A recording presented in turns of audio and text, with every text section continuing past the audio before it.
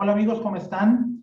Hoy quiero invitarlos pues a escuchar esta charla donde platicaremos un poco sobre la libertad, la gran conquista personal que tenemos como tarea a lo largo de nuestra vida. Pero para ello debemos de partir de varias premisas. La primera es de que esa libertad pues es una manifestación de la espiritualidad que tenemos como personas, que no es la única, hay algunas otras, o sea, ¿qué manifestaciones hay? La primera, poseemos ideas universales.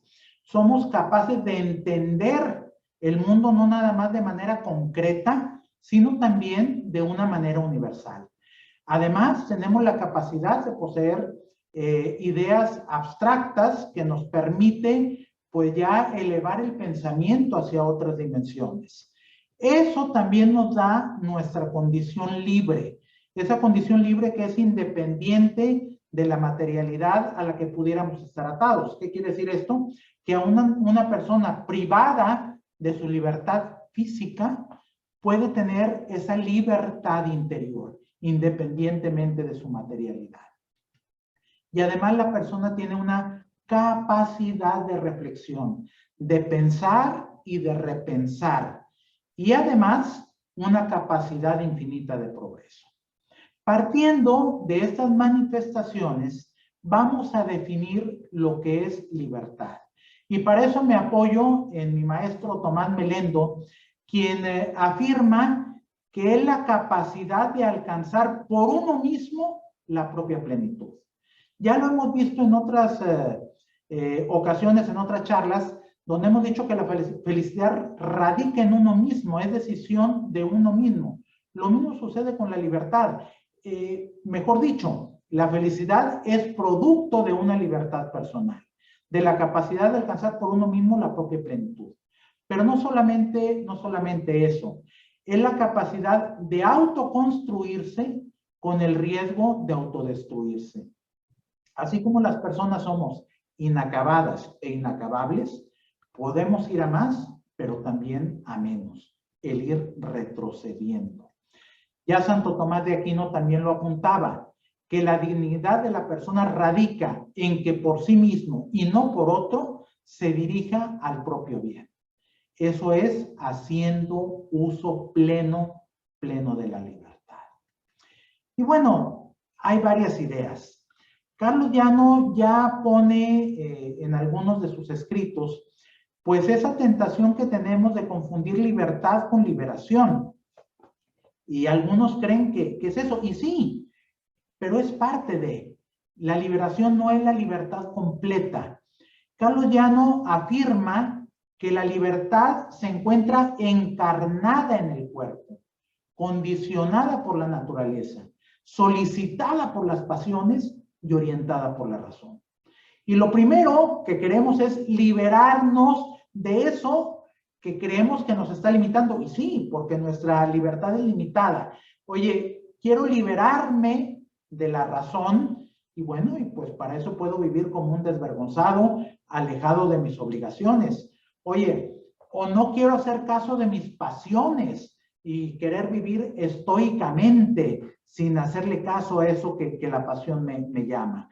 O bien a mi condición natural y por lo tanto, pues quiero huir de esos convencionalismos que me da pues el vivir en sociedad y no respetar reglas, no respetar las normas de convivencia, o bien liberarme del cuerpo y pues entrar en un nirvana. Bueno, eso es liberación, pero entonces entenderemos, de acuerdo a lo que dice Carlos Llano, de que libertad no es solamente liberación.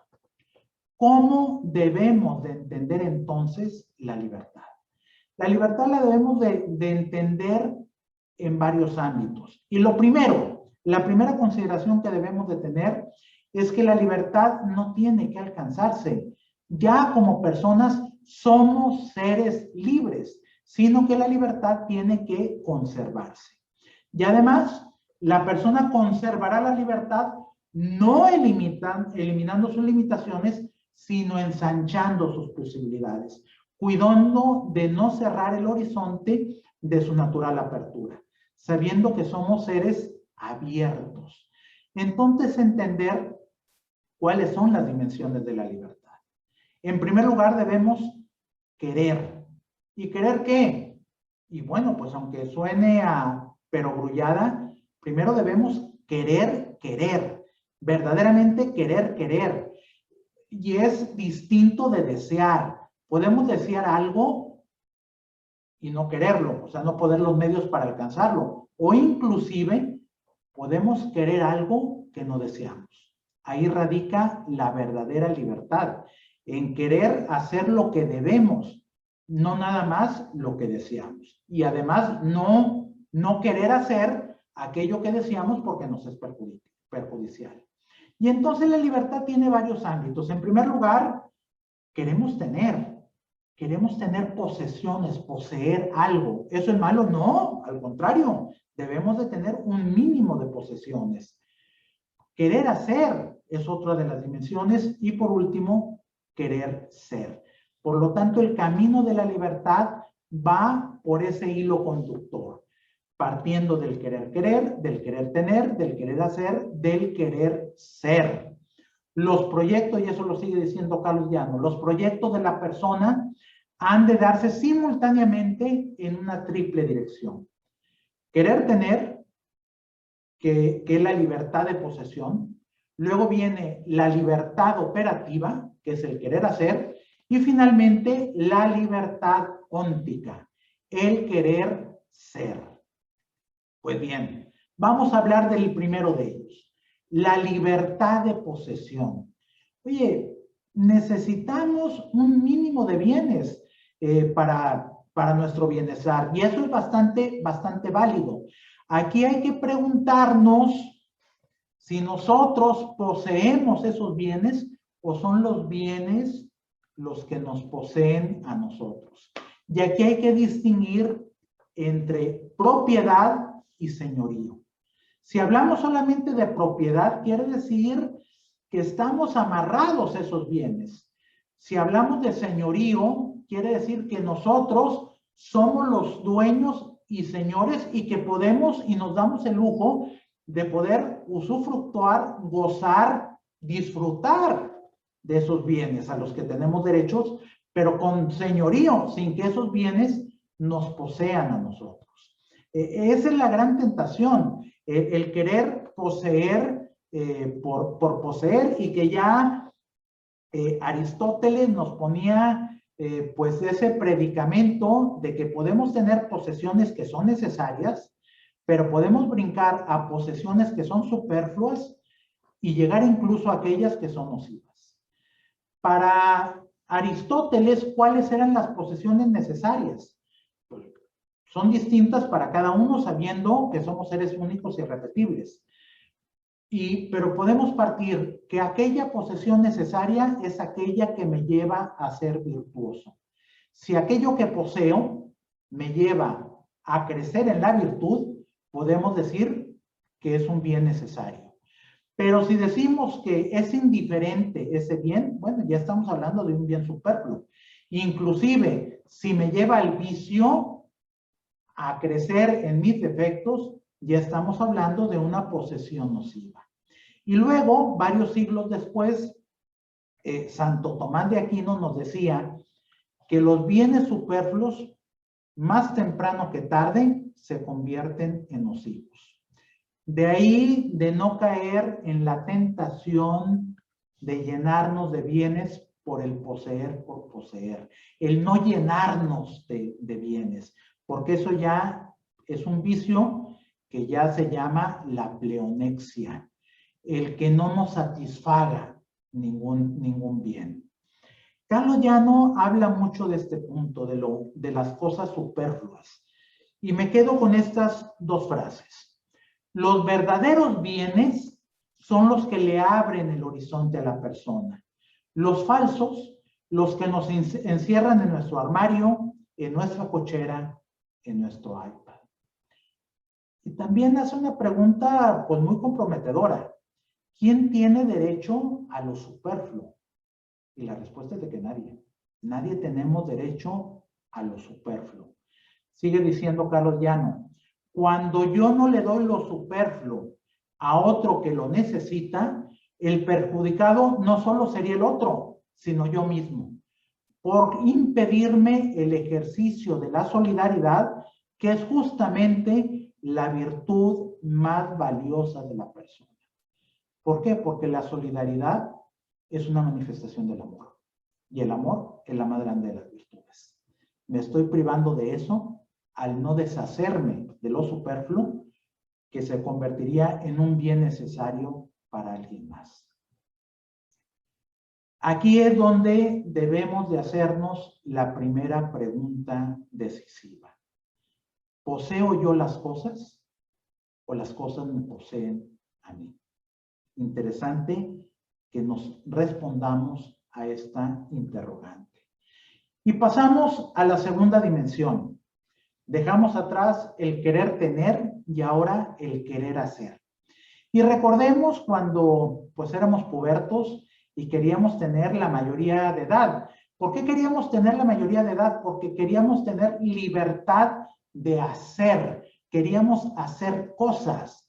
Oye, pues queríamos manejar para poder conducir y que nos vieran ahí con el coche. Queríamos pues ya tener esa mayoría de edad para poder tener permiso para beber y pues ya poder hacerlo, de poder entrar al antro y cuando nos pidieran nuestra identificación, pues con todo orgullo ahí plasmarla.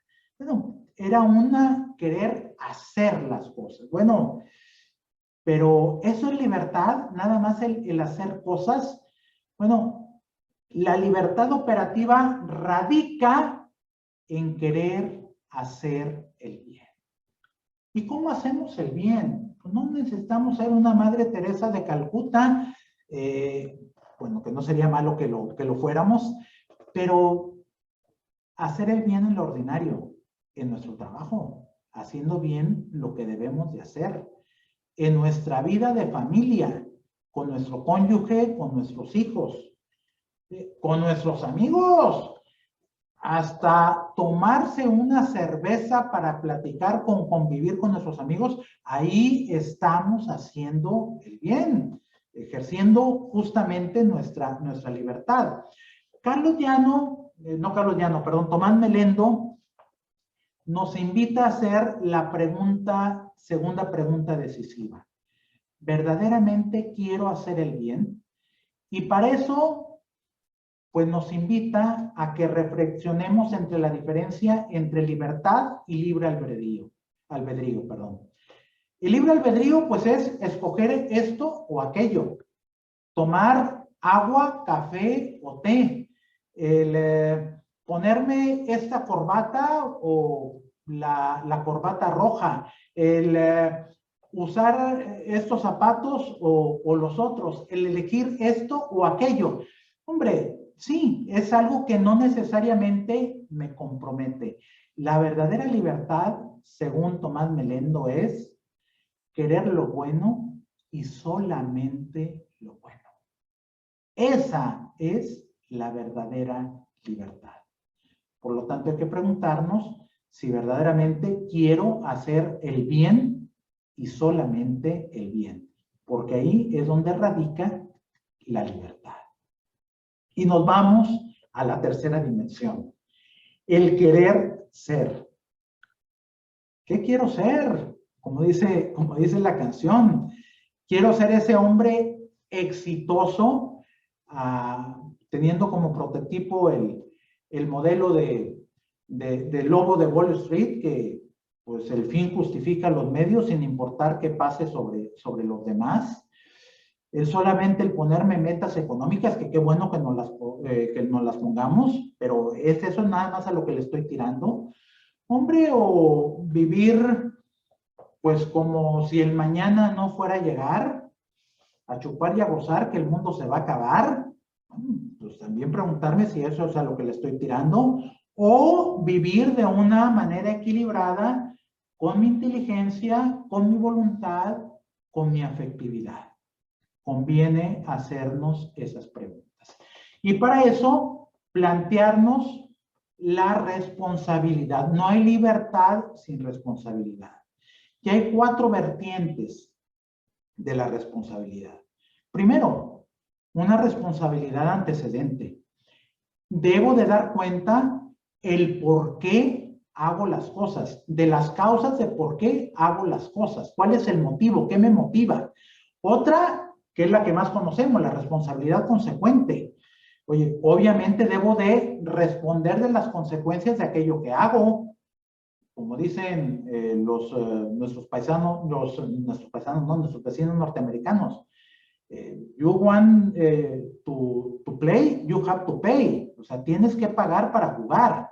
O sea, debo de responder a las consecuencias de mis actos. Una responsabilidad congruente. Se espera que yo actúe de acuerdo a lo que soy. Actúo de acuerdo a eso, a lo que soy y a lo que estoy llamado a ser. Y finalmente hay una responsabilidad trascendente.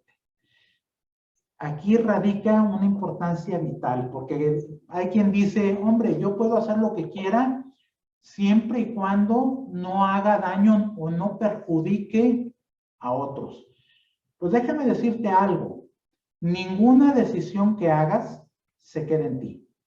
Todo, absolutamente todo lo que hacemos repercute también en otros.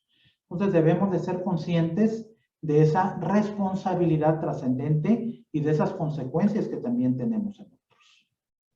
Finalmente, recordar que la libertad, pues es una facultad interior, o sea, esa libertad que tenemos en nosotros mismos, en lo más íntimo. Este personaje que ven es Viktor Frankl, el gran psiquiatra austriaco, de origen judío, quien estuvo en los campos de concentración de Auschwitz, y que bueno, que decía que aún dentro de esos terribles campos de concentración se podía vivir la libertad interior. Y en su libro El hombre en busca de destino, decía, los supervivientes de los campos de concentración aún recordamos algunos hombres que visitaban los barracones consolando a los demás y ofreciéndoles su único mendrugo de pan.